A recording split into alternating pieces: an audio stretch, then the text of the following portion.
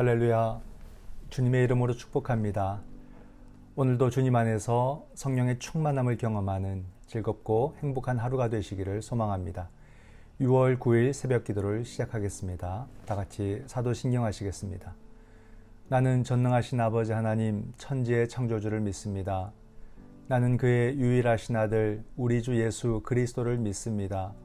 그는 성령으로 잉태되어 동정녀 마리아에게서 나시고 본디오 빌라도에게 고난을 받아 십자가에 못 박혀 죽으시고 장사된 지 사흘 만에 죽은 자 가운데서 다시 살아나셨으며 하늘에 오르시어 전능하신 아버지 하나님 우편에 앉아 계시다가 거기로부터 살아있는 자와 죽은 자를 심판하러 오십니다. 나는 성령을 믿으며 거룩한 공교회와 성도의 교제와 죄를 용서받는 것과 몸의 부활과 영생을 믿습니다. 아멘. 사랑의 주님, 오늘도 귀한 은혜의 날을 허락하심에 감사드립니다. 이 하루도 주님을 찬양하며 주님을 기뻐하며 주님의 인도하심을 받는 복된 하루가 되게 하여 주시옵소서. 이 아침도 우리 주님의 음성 듣기를 간절히 원하오며 예수님의 이름으로 기도드립니다. 아멘. 찬송가 86장입니다. 내가 늘 의지하는 예수. 내가 늘 의지하는 예수, 나의 상처 입은 심령을 불쌍하게 여기사 위로하여 주시니 기쁘신 나의 좋은 친구. 내가 의지하는 예수, 나의 사모하는 친구. 나의 기도를 응답하여 주시니 기쁘신 나의 좋은 친구. 주의 손을 의지하고 살 때 나를 해할 자가 없도다. 주님 나의 마음을 크게 위로하시니 기쁘신 나의 좋은 친구. 내가 의지하는 예수, 나의 사모하는 친구. 나의 기도 들으사 응답하여 주시니 기쁘신 나의 좋은 친구. 내가 요단강 건너가며 마음이 두려워서 떨 때도 주가 인도하시니 어찌 두려워하랴. 기쁘신 나의 좋은 친구. 내가 의지하는 예수, 나의 사모하는 친구. 나의 기도 들으사 응답하여 주시니 기쁘신 나의 좋은 친구. 이후 천국에 올라가서 모든 성도들과 다 함께 우리들을 구하신 주를 찬양하리라. 기쁘신 나의 좋은 친구. 내가 의지하는 예수, 나의 사모하는 친구. 나의 기도 들으사 응답하여 주시니 기쁘신 나의 좋은 친구. 오늘 하나님께서 주신 말씀은 시편 9편 1절에서 10절 말씀입니다. 내가 전심으로 여호와께 감사하오며 주의 모든 기이한 일들을 전하리이다. 내가 주를 기뻐하고 즐거워하며 지존하신 주의 이름을 찬송하리니 내 원수들이 물러갈 때에 주 앞에서 넘어져 망함이니이다. 주께서 나의 의와 송사를 변호하셨으며 보좌에 앉으사 의롭게 심판하셨나이다. 이방 나라들을 책망하시고 악인을 멸하시며 그들의 이름을 영원히 지우셨나이다. 원수가 끊어져 영원히 멸망하였사오니 주께서 무너뜨린 성읍들을 기억할 수 없나이다.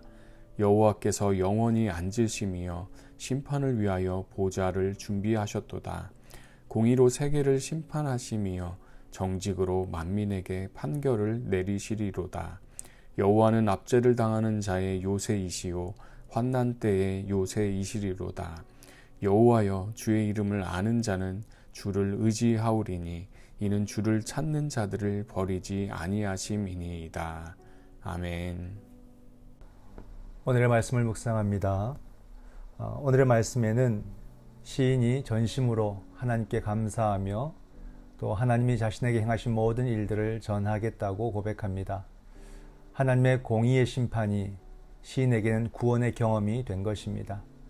오늘의 말씀은 어떤 가르침과 또 의미가 있고 어떤 교훈이 있는지 본문을 통해서 함께 살펴보겠습니다. 본문 해설을 보면 제목이 먼저는 감사의 고백입니다. 하나님이 베푸신 구원은 기쁨과 감사의 찬양으로 이어집니다. 시편 기자는 하나님이 이루신 기이한 일을 즐거워하고 감사하며 찬송하겠다고 합니다. 그가 체험한 기쁜 일은 하나님이 원수들을 물러가게 하시고 그들이 넘어져 망하게 하신 사건입니다. 시편 기자는 이 일을 구체적으로 설명합니다. 하나님은 시편 기자의 판결과 송사를 맡아주셨고 보좌에 앉아 의롭게 심판해 주셨습니다.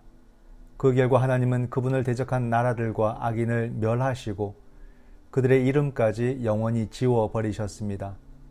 의로우신 하나님은 악인을 심판하시고 구원의 기쁨을 선물해 지존하신 그분의 이름을 찬송하게 하십니다. 시편 기자가 하나님께 감사하고 즐겁게 찬송하는 이유는 무엇인가요? 하나님의 의로우신 판결로 내가 감사하고 즐거워하는 이 일은 무엇인가요? 본문 해설에 보면 하나님이 베푸신 구원은 기쁨과 감사의 찬양으로 이어진다라는 것을 말해줍니다. 이렇게 되어야 하는 거죠. 하나님은 구원을 베푸시고 우리는 그것을 기쁨과 감사로 표현을 하고 가장 아름다운 모습입니다. 또 말합니다. 다윗은 하나님의 판결과 송사와 심판을 체험했고 기뻐했습니다.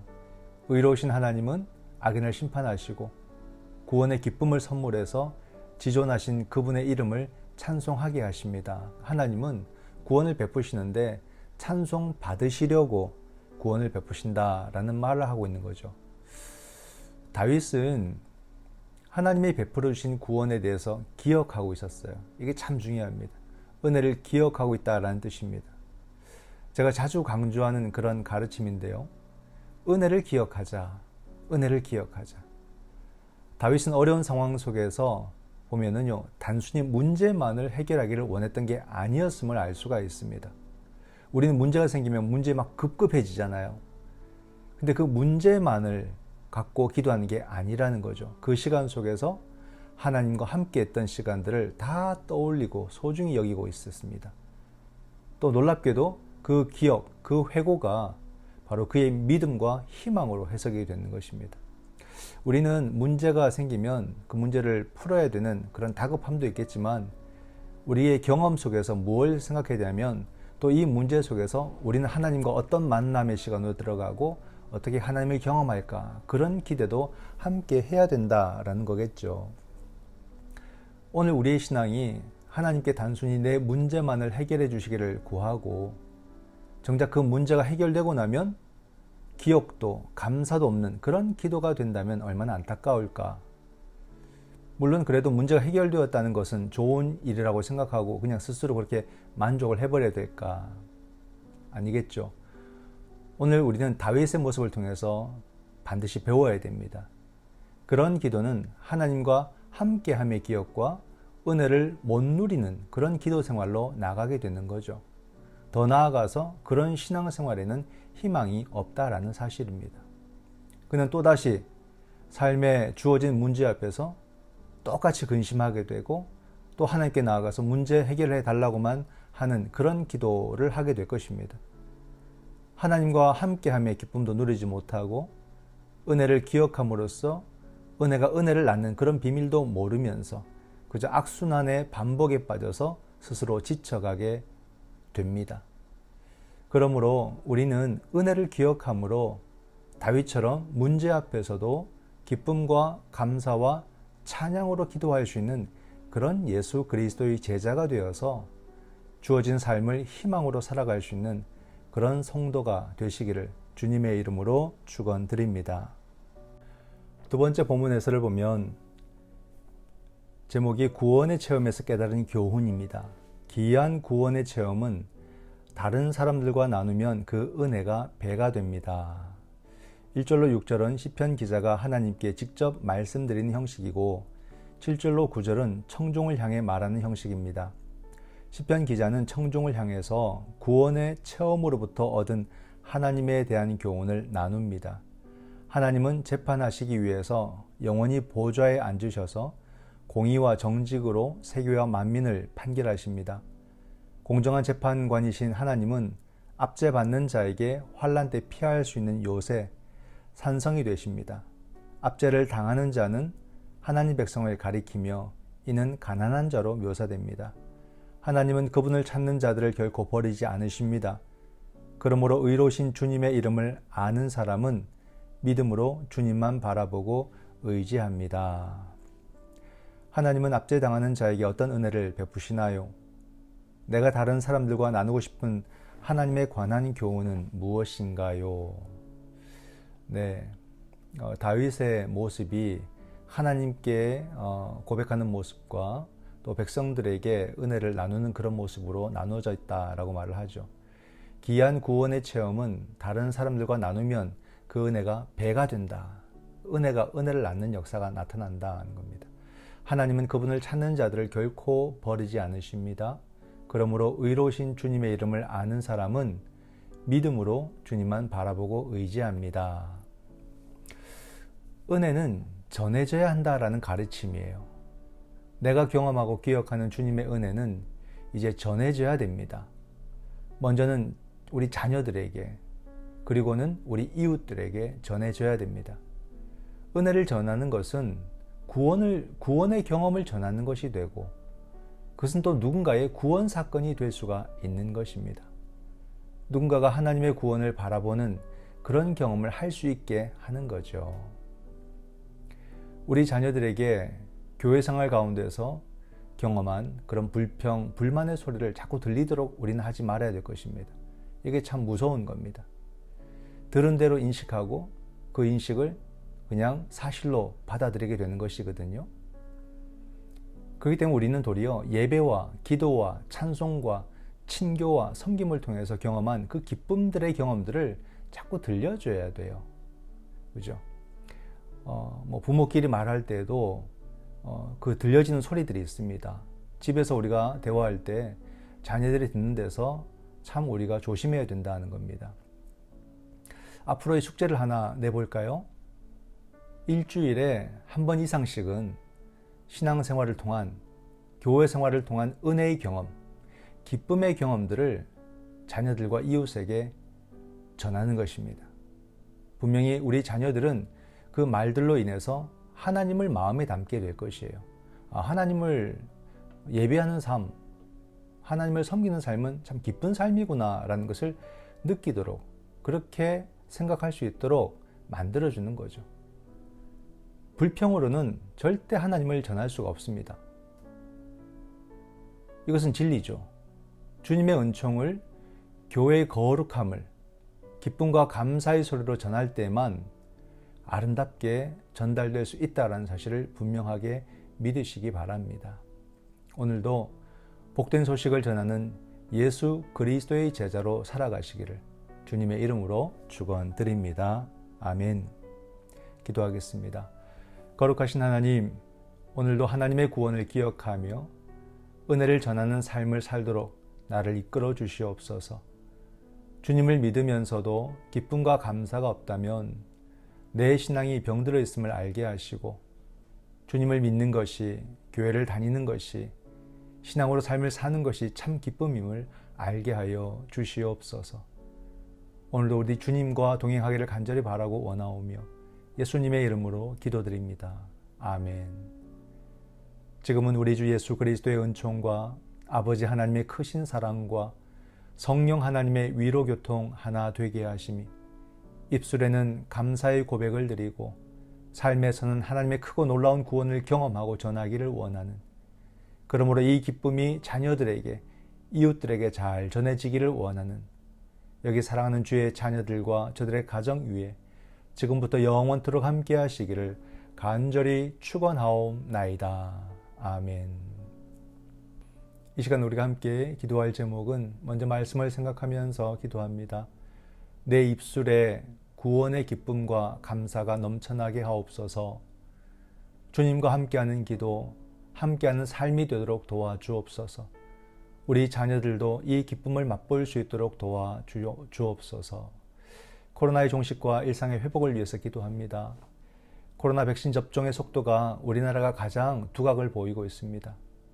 조금 늦게 시작했지만 속도는 세계에서 가장 빠른 속도로 나타나고 있습니다. 그래프가 그렇게 그려져 있어요. 완전 90도로 올라가고 있습니다. 접종 속도가.